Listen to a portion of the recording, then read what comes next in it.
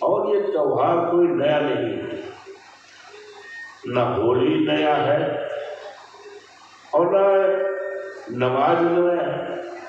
तो बहुत दिनों से नमाज चलता रहेगा और बहुत दिनों तक ये होली का पर्व होता रहेगा। ऐसे भी अकेजन आए कि दोनों संप्रदायों के त्योहार एक ही दिन पड़े और उन त्योहारों को हमारे देशवासियों ने बहुत अच्छे ढंग से, बड़े तरीके ढंग से उन त्योहारों को मनाना चाहती है। अब नए ढंग से इस तरह का चर्चा करना, ये बाबा साहब भीमराव अंबेडकर का जो संविधान है और संविधान के जो प्रेमिल में है, जिसमें धर्म के आधार पर उपासना करना और तमाम फंडामेंटल राइट्स की चर्चा है, तो उसमें कोई ऐसी बात नहीं है। ये अपने त्योहार और इस पर किसी प्रकार का प्रतिबंध लगाना ये संविधान की अवहेलना है, वायलेशन है और देश आस्था से नहीं बल्कि देश संविधान से चलेगा। आज सबसे बड़ा खतरा अगर है तो हमारे संविधान पे, क्योंकि जब हिंदू राष्ट्र की चर्चा हो रही हो तो जाहिर है जब हिंदू राष्ट्र जो कभी आ नहीं सकता, तो जो बाबा साहब भीमराव अंबेडकर का हमारा संविधान है उसकी स्थिति क्या होगी। मनुस्मृति बनाया हुआ संविधान लागू करने का लोग प्रयास करते हैं, करेंगे, लेकिन वो किसी भी कीमत पर हिंदू राष्ट्र संभव नहीं है और किसी भी कीमत पर बाबा साहब भीमराव अंबेडकर के संविधान को बदलने की किसी की हिम्मत और नहीं होगी। अगर इस तरह का होगा तो हमारे जैसे करोड़ों लोग इस देश में सड़कों पर निकलेंगे, बाबा साहब भीमराव अंबेडकर के संविधान को बचाने के लिए निकलेंगे। बाबा साहब भीमराव अंबेडकर का संविधान कोई मोदी गाजर नहीं है कि जब चाहो उसको खा लो। हमारे देश के लोग, हमारे तमाम सक्षम, हमारे तीसरे पैरा में चुनाव प्रक्रिया सुधार, तो और मुद्दे हमारे विद्वान बोलेंगे। हम चुनाव प्रक्रिया पर अभी हाल में हमारी सीट पर चुनाव हुआ मिल्कीपुर विधानसभा का, जिसकी चर्चा पूरे देश में हो रही। उतनी चर्चा दिल्ली के चुनाव की नहीं हो रही थी जितनी चर्चा अयोध्या जनपद की मिल्कीपुर की सीट जो सांसद बनने पर वो खाली हुई है, उसकी चर्चा हुई। यह तो चुनाव होना चाहिए था। जब उत्तर प्रदेश में 10 उपचुनाव हो रहे थे उसके साथ होना चाहिए था, लेकिन साथ नहीं हुआ, अलग से हुआ और 5 फरवरी को मतदान हुआ। प्रदेश के मुख्यमंत्री योगी जी 8 बार गए, 16 मंत्री 3 महीने लगातार रहे, उनको इस बात की रिपोर्ट मिलती रही कि भारतीय जनता पार्टी की हालत बहुत खराब है, समाजवादी पार्टी बहुत ताकत में है, जमानत बचना मुश्किल हो जाएगा भारतीय जनता पार्टी का।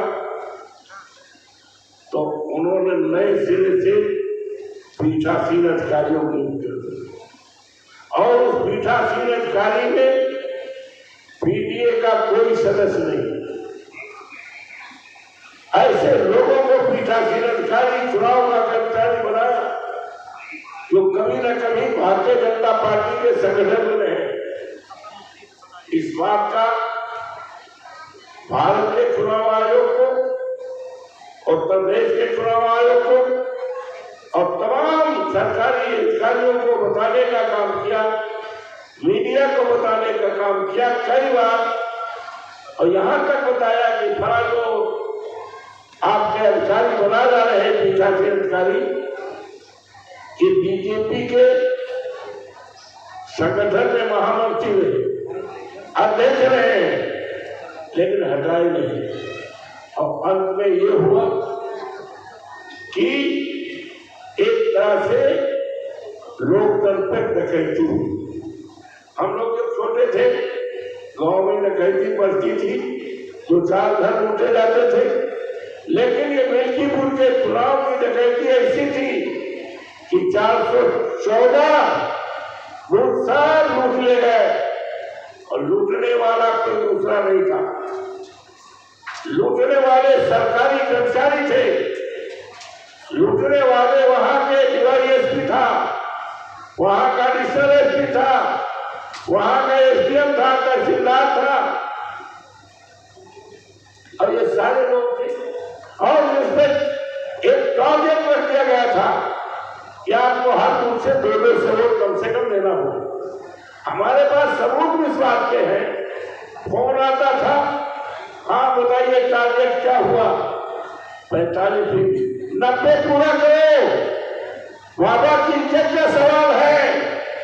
मैं भारतीय जनता पार्टी के कार्यालय से बोल रहा हूं इस तरह की, और 5000 भारतीय जनता पार्टी के छठे हुए मुद्दे बुलाए गए थे, और उनको ट्रेनिंग दी गई थी कि जितने लोग मर गए हैं, जितने लोग बाहर हैं, जो मीडिया शादी होगा उनमें ससुराल नहीं है, इनका सबका एक पन्ना पढ़ना है, और साथ ही आपको 150 पढ़ना। करीब 95,000 वोट की डकैती पड़ी है। 55 हमारे पास सबूत भी पकड़े भी गए। दूसरे जिले के लोग वोट डालते हुए पकड़े गए। चुनाव में जो ड्यूटी में आए थे सीआरपी के लोग, उन्होंने मारा पीटा, चोट पहुंचाया और अस्पताल में दाखिल किया, और पूछताछ किया आपका घर कहाँ है, तो बताया कि हमारा घर हैदराबाद में है। क्या करने आए? ऐसे लोग पकड़े गए, सबूत है। और हमने सुप्रीम कोर्ट और हाई कोर्ट को वकीलों से मिला लिया, कहा ये तो बहुत बेस्ट मामला है, तो चुनाव पेश हो जाएगा और बड़े बड़े अधिकारी सरकारी उनके ऊपर प्रोसिक्यूशन केस भी चल जाएगा। इन्होंने इस चुनाव में देखे हम बराबर, और हमारे नेता माननीय अखिलेश जी बराबर चुनाव आयोग को बताते रहे।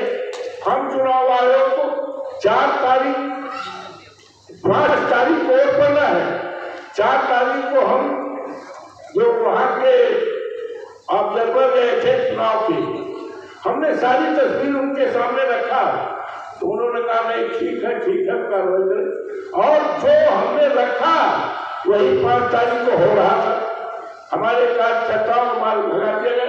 आधे घंटे कमरा बंद करके सीओ एडिशनल एसपी सबको दबाते रहे, और हम कहते रहे, हमारे नेता अखिलेश कहते रहे, लेकिन किसी प्रकार का कोई कार्रवाई नहीं हुई।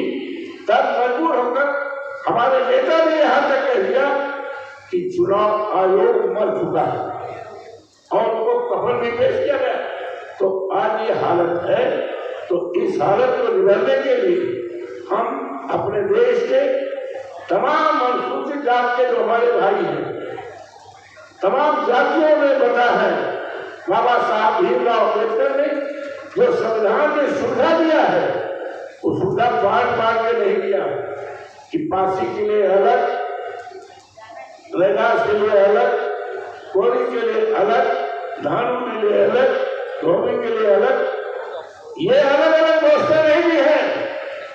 तो हमारी संख्या इतनी है, हम इस मंच के माध्यम से निवेदन करना चाहते हैं अपने दलित भाइयों को, जिसका सम्मान बाबा साहब भीमराव अम्बेडकर ने दिया है, तो मान के चले कि हम एक मां के कोख से पैदा हुए हैं। और जब एकता हो जाएगी, आपसदारी हो जाएगी, तो दुनिया की कोई ताकत भारतीय जनता पार्टी का जो हथकंडा चल रहा है, हथकंडा चलने वाला नहीं है। और जिस मंशा के लिए हम आप यहाँ बैठे हैं, विचार कर रहे हैं, हम अपने मंशा में पूरी तरह से सफल होंगे। इन्हीं शब्दों के साथ, क्योंकि हमें ध्यान नहीं करना है,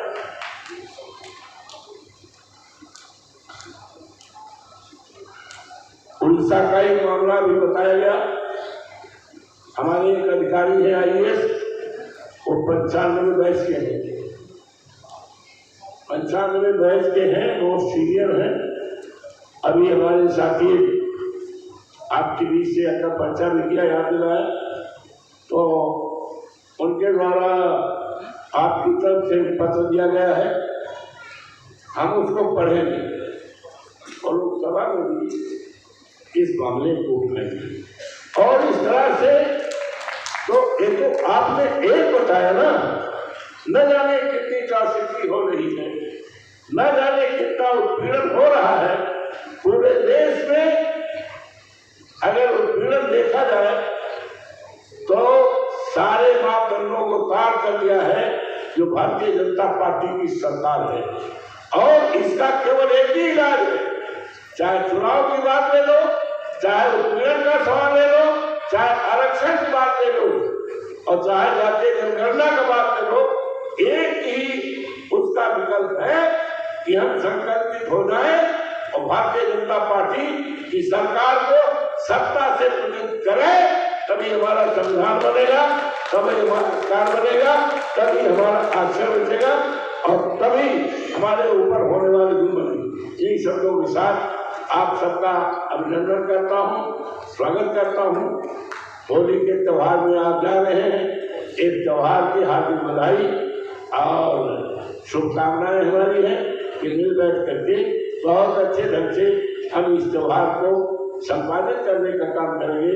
हमारे सारे त्योहार आपदारी और भाईचारा के माहौल में किए जाए, यही मेरा विनम्रतापूर्वक देशवासियों से इस मंच के माध्यम से प्रार्थना है।